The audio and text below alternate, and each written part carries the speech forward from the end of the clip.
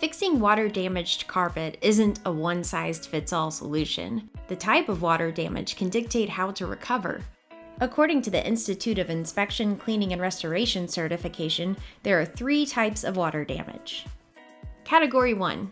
Clean water damage. This comes from water that is free from any sewage or toxins, like from broken pipes and water supply lines that lead to sinks and bathtubs. If you have this type of water damage, you can usually recover by cleaning your carpet within the first 72 hours. Otherwise, you risk growing mold or mildew.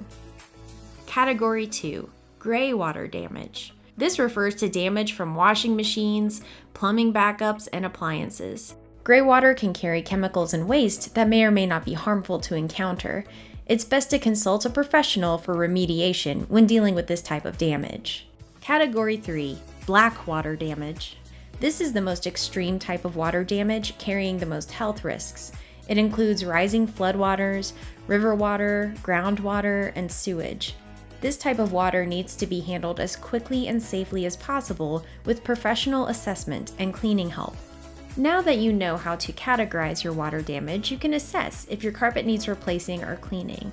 If you try to tackle cleaning on your own, be sure to read our full blog below that explains considerations to avoid dangers and mishaps. For professional help with cleaning and assessing water damage, the experts at Aladdin Cleaning and Restoration are highly certified and offer 24/7 emergency restoration services and water extraction.